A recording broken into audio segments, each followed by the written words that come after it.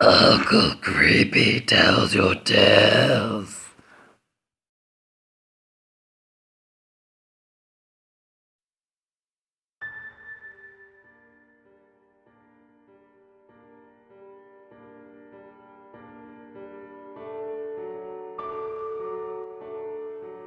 Evil is the most predominant force in history.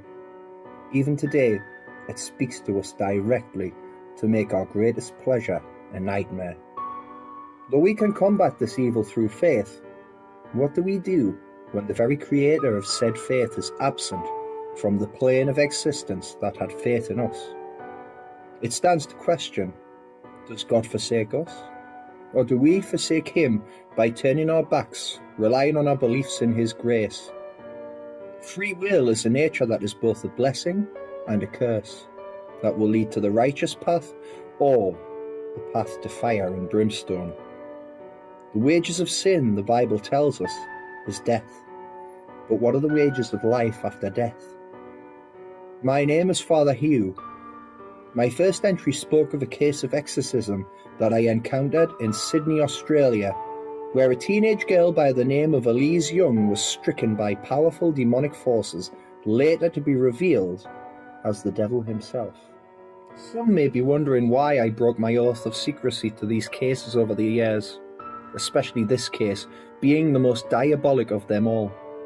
The answer is because I believe that we have wandered from the path so far as did the prodigal son. We need God. Just as the son needed his father at the end of his journey, just as his father had to have faith, we must also find faith. I am going to continue the recount of the exorcism now. Again, as usual, please note that this is a real recording and is not intended for young audiences. These are very dangerous matters. Spiritual warfare is a very complex matter and cannot be taken lightly. Here we continue. The first voice you will hear is my own, that of Father Hugh. I beseech you to leave this child of God. It is I that commands you. It is God himself that commands you. It is the blood of the Son that compels you. I reject you, serpent of God. Your grace meets no light, and your wings have been severed from his grace. Begone, Lucifer, begone from which the fires that you came from. You really think your words do any fucking good, priest? Let me ask you something. Why do you believe in the same God that would kill his own motherfucking son?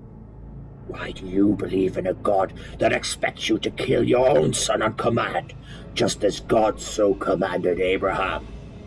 Why did he spare Noah and the animals and cattle of the earth just to kill everyone else? Yet I am the one who is evil. I am the one who spits in his name, because I believe the angels of his kingdom had dominion over you ungrateful bastards. No, God is just a child playing with his toys, and I am here to break them. Silence, Damien. I will no longer hear your blaspheme. Nomines Patres et Filium Spiritus Sancte. For God so loved the world, he sent his only Son to die on the cross, to shed his blood so that we can redeem and be seated in the kingdom of the Holy Land forever and ever.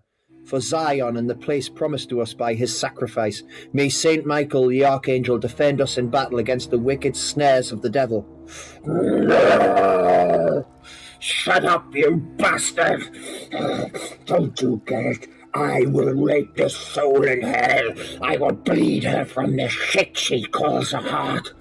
Be silent! Your words are wicked, but they are meaningless in the eyes of the Saviour. The exorcism was exhausting. It continued for hours and hours. Words of blaspheme countered by my biblical incantations only got me so far. I started losing hope. Hope that I won't be able to save this soul, that even God won't save this soul. I was desperate. I was sweating profusely. As I wiped the sweat from my brow and continued to beseech God and inquire the intercedence of Michael, I saw something fall from the closet on the top shelf near the bed. I approached the item with caution, not leading myself into the enemy's hands. What I had found was nothing more than a tool to the other side, a Ouija board and a planchette. However, this was not the most concerning thing I found. That was when I heard what sounded like breaking glass. I walked further into the closet and nearly stepped on the culprit. What I had found that night chills me to this day and even shocks me at the mere mention of it. What I had found was an intact human jaw with all 32 teeth gnashed together and chipped from what seemed like years of rotten decay. What else I found were the remains of something sinister. I studied it and continued to rip everything down from the closet. The demon behind mocked me still. I had found jars of human eyes, blood, fingers, graveyard dirt, dismembered toes, and even a human tongue. What I could not answer is the very question that would lead to me cracking the case of this exorcism and dispelling the foul soul from Elise's body. I took off my blessed saint medallions of protection and my collar. "It's me and you, demon. If you think that you can win, then you are a fool. I won't let you have this soul. You will take me first. The gloves are off." "Oh, are they now? Well, what pathetic prayer do you have now?" "None. I don't need prayer. Not anymore. For so long I relied on my words of faith to be my faith and protection. Faith doesn't come from words. It comes from the power of will, the will of pure intention and love. Elise was a murderer, wasn't she? That's why you took her soul. I don't want to believe this little girl killed because she herself was a killer. She was influenced by the likes of you. Well, no more, Damien. You have served enough time on Earth and in this vessel." "Yes. I did. And she killed that fucking pedophile of a teacher of hers and even kept a trophy of her victory. But all I did was whisper sweet words of temptation. The rest is up to one thing that's even beyond my power. Her will. It's weak and easily manipulated." I knelt down to the demon. "Elise, you are free from your captor. You are free from your torment. You can go home now. You don't have to stay here inside." I placed my finger upon the head and made the sign of the cross with anointing oil. The demon reacted in a jerking, twisting motion, trying to break Elise's body. I continued to whisper in her ear, "Elise, you are free because God has set you free. He is waiting for you. Don't listen to anything the demon says. Find the light, run to it, and don't look back. Your will is something so much stronger than the hold he has. Let go, Elise. You don't have to suffer here anymore. Just let go." The demon whined and screamed inhumanly. The hold was weakening and breaking at the seams, though. I took off my white collar and my cross, and I set it upon her chest.